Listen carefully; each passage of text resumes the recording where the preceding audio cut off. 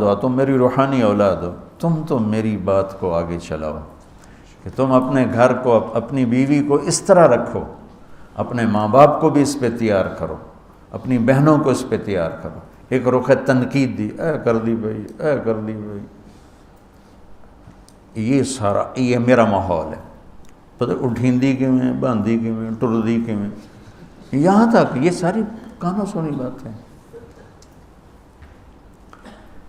تو بچے کے ماں باپ کہیں ہماری بیٹیوں کی تو شادی ہو گئی، اللہ نے ہمیں بیٹی دے دی ہے، اب ہم اس کو بیٹی بنا کے رکھیں گے، اور آنے والی کہے کہ میرے ماں باپ کو تو میں نے چھوڑ دیا، اب میرے خامند کے ماں باپ میرے ماں باپ ہیں، میں نے ان کے پاؤں دھو کے پینے ہیں، تو خود اپنی خوشی سے سارے گھر کی خدمت کرے، کون روکتا ہے؟ لیکن جو ہمارا ایک جابرانہ ماحول ہے، اس نے اس رشتے کو توڑ کے رکھ دیا ہے۔ یہ جو آنے والی لڑکی ہے، اس کے ذمہ ہے نسل تیار کرنا، نسل۔ میری بہو سے میری نسل چلے گی اور میں اسی پر جوتا اٹھا کے کھڑا ہوں، کتنی بڑی زیادتی۔ ماں یہ نہیں سوچتی کہ میری نسل جو چلے گی اس لڑکی سے چلے گی۔ اب ساس اگر یوں سوچے کہ میری نسل اس سے چلے گی، سسر یوں سوچے میری نسل اس سے چلے گی، خامند یوں سوچے یہ میری نسل اس سے چلے گی، خامند کی بہنیں یوں سوچیں ہمارے بھائی کی، ہمارے باپ کی نسل اس سے چلے گی، تو ہم اس کو عزت دیں، محبت دیں، پیار دیں، تو وہ پاگل ہے جو تمہیں کاٹ کھائے گی یا تم سے لڑے گی۔ اس کو تانے اتنے ملتے ہیں، ذلت اتنی ملتی ہے۔ اور میں نے جیسے کہا لباس سب سے قریب ہے، تو اس کے بعد بیوی کا حق سب سے پہلے آ جاتا ہے۔ ماں باپ کی طرف سے زیادتی آئے تو تمہارے ذمہ ہے اپنی بیوی کو بچاؤ، اللہ کے واسطے اپنی بیویوں کی حفاظت کرو۔ ہاں تمہاری بیوی کی طرف سے زیادتی آئے تو اللہ کے واسطے ماں باپ کی حفاظت کرو۔ تو اس کا مطلب یہ نہیں کہ تم ڈنڈا اٹھا لو، اپنے اخلاق ایسے بناؤ، سپرنگ بن جاؤ، سپرنگ جو فریشر سے کو قبول کر کے دب کر نیچے چلا جاتا ہے، نیچے جانے میں جڑ جانے کا نظام چھپا ہوا ہے کہ جھک جاؤ۔ ماں باپ ناراض ہو ان کے پاؤں پکڑ لو، بیوی ناراض ہو اس کے پاؤں پکڑ لو۔ ذلت میں عزت چھپی ہوئی ہے، ساری زندگی کا تجربہ بتا رہا ہوں۔ ذلت اللہ کی رضا کے لیے ذلت اٹھانے میں عزت چھپی ہوئی ہے۔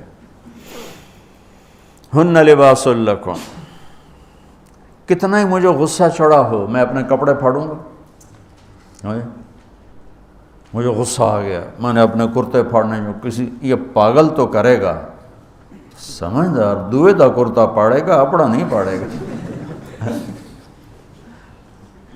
اب مجھے بیوی پہ غصہ چڑھ گیا تو میرا لباس ہے، اس کو تار تار کر دوں، گالیاں دوں، تھپڑ ماروں، تو ایسا ہی جیسے میں اپنے کرتے کو پھاڑ رہا اور اپنے کرتے کو تار تار کر رہا۔ بیوی کو غصہ چڑھے تو وہ اپنے کپڑے پھاڑتی ہے۔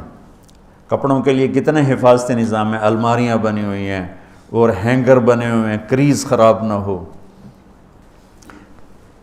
ایک چھوٹا سا بچہ ہے لیکن اپنے لباس کو کیسے حفاظت کر رہا ہے، کریز ٹھیک کر رہا ہے، سرانے کے نیچے رکھ رہا ہے اور اس کو صاف ستھرا رکھ رہا ہے۔